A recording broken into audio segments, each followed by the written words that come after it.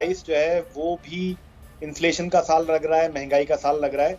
इस साल में कोई मुझे नहीं लगता कि कोई आसानी होगी आवाम के लिए। इनफैक्ट कि जैसे जैसे वक्त गुजरता जाएगा महंगाई बढ़ते से बढ़ती चली जाएगी। लेकिन ये साल 2022 जो है ये under the influence of Venus होगा।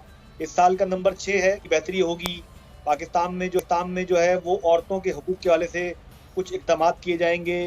कुछ औरतें बड़े बड़े कोई किसी किस्म के कोई अवार्ड मिलेंगे उनको, या वो कोई अचीव करेंगी कोई चीज़ें। इस तरह से औरतों की बीमारियों के लिए कोई दवाएं ईजाद होंगी। लेकिन महंगाई बिल्कुल कम नहीं होगी, पेट्रोल की कीमत कम नहीं होगी। जैसे कि हमारी जो है वो डॉलर का रेट बढ़ता रहेगा, फाइनेंशियल क्राइसिस रहेंगे। और शुरू के जो 3 महीने हैं, जनवरी फरवरी मार्च, इसमें कुछ बड़ी बड़ी हाई राइज बिल्डिंगें कराची की टूटेंगी। और अच्छा। उसमें जी ये मेरी प्रेडिक्शन आप लिख लें कि कराची की शुरू के जनवरी फरवरी मार्च 2022 में कराची की हाई राइज बिल्डिंगें, कुछ हाई राइज बिल्डिंगें टूटेंगी। जैसे नस्ला टावर टूटा है, ये एक टूटा है, इसके अलावा भी 3 4 5 बड़ी बड़ी बिल्डिंग्स डैमेज हो जाएंगी। ठीक है। और एक और चीज जो है इस साल 2022 में ये होगा कि पाकिस्तान की कोई बहुत बड़ी सियासी शख्सियत जो है वो अल्लाह को प्यारी हो जाएगी। ये कि पाकिस्तान में अंदरूनी तो ये हम मामलात की डिस्कशन कर रहे हैं, दूसरा पाकिस्तान पर प्रेशर बढ़ा रहा है, इंटरनेशनल प्रेशर, चाहे वो अफ़गानिस्तान के मामलात हों, चाहे फिर वो हमारे मशरक़ी सरहद पर होने वाले मामलात हों। तो ये जो बैरूनी प्रेशर है ये आप समझते हैं इसी तरह से वो बरकरार होगा या पाकिस्तान इससे निकलेगा?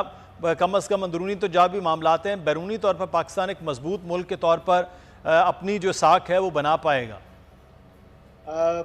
मुनसर भाई, एक्चुअली मुझे आगा भाई की बातें सुन के बड़ी हंसी आ रही थी। अच्छा। कि ये अच्छी अच्छी बातें कर रहे थे, ऐसा लग रहा है ख्वाब देख रहे हैं ये। मुझे इनके ख्वाब जैसे हमारे वतान साहब ख्वाब देखते हैं, ऐसा कुछ भी जो मतलब वल्लाह आलम, अल्लाह करे ऐसा हो जाए, लेकिन मुझे उम्मीद नहीं है। अलबत्ता इंटरनेशनली पाकिस्तान की सूरत हाल अब वो नहीं रहेगी जो कि पास्ट में थी, कि पाकिस्तान के ऊपर प्रेशर तो रहेगा लेकिन कोई अफरा तफरी या बिलखुसूस भारत की तरफ से कोई दरअंदाजी या इस तरह की चीज नहीं होगी। इनफैक्ट कि ये साल 2022 भारत के लिए और भी जिल्लत और रुसवाई का साल होगा, उनके लिए मुश्किलात का साल होगा। अफगानिस्तान के लिए, पाकिस्तान के लिए और ईरान के लिए खुशखबरी का साल होगा, अच्छा साल होगा। अलबत्ता ये साल कुछ अमेरिका की तरफ से या IMF की तरफ से हम पे मजीद भी पाबंदियां लग सकती हैं। फाइनेंशियल, जैसे कि आपको पता है, मिनी बजट आ चुका है और इसमें जो बेसिक खाने पीने की चीजें हैं उन पे ही 15% बजट लगा है। और ये मजीद भी 2022 में जो बजट आएगा वो अच्छा नहीं होगा। और डॉलर जो है, मुझे अल्लाह ताला हमें महफूज रखे कि 195 और 200 को टच करता नजर आता है। और जब 195 200 को टच करेगा तो आपको अंदाजा है कि जो बुनियादी चीजें हैं, दवाइयां हैं, हमारी फर्स्ट एड मेडिसिन हैं, इमरजेंसी मेडिसिन हैं और चीजें हैं, वो सब बेइंतहा महंगी हो जाएंगी और बहुत बुरा हाल होगा हमारा। फाइनेंशियली इकोनॉमी के हवाले से प्रॉब्लम रहेगा। लेकिन कोई ये नहीं होगा कि अफरा तफरी हो, कोई और किस्म की नागहानी चीजें हो, इस तरह की चीजें नहीं होंगी। अलबत्ता 2022 में जैसे कोरोना 2020 में था, 21 में कुछ कम हो गया, लेकिन अब दोबारा कोरोना कोई और शक्ल बदल के आएगा जो कि पाकिस्तान को ऐसा बड़ा नुकसान नहीं होगा, लेकिन वर्ल्ड वाइड कुछ ना कुछ नुकसानात होंगे वेस्टर्न कंट्रीज को। और कुछ और शक्ल में कोरोना का कोई और भाई बहन आ जाएगा, कोई और चीज आ जाएगी जो कि डिस्टर्ब करेगी। अलबत्ता बैरून ममालिक का प्रेशर पाकिस्तान की तरफ सिर्फ क्या गिरेंगे या नहीं दोनों लीडर्स? और क्या अगला वजीर आजम 2023 ही चलें कह लेते हैं, वो बिलावल बनते हुए उनके रास्ते साफ हो रहे हैं या मरियम नवाज साहब होंगी? देखिए मुदस्सिर भाई, दोनों के सितारे मजबूत हैं। इसमें मैं नंबर 1 दूंगा बिलावल को और नंबर 2 दूंगा मरियम साहबा को। मरियम साहबा को अपने जो चचा हैं शहबाज शरीफ, उनके साथ ज्वाइंट वेंचर करना पड़ेगा।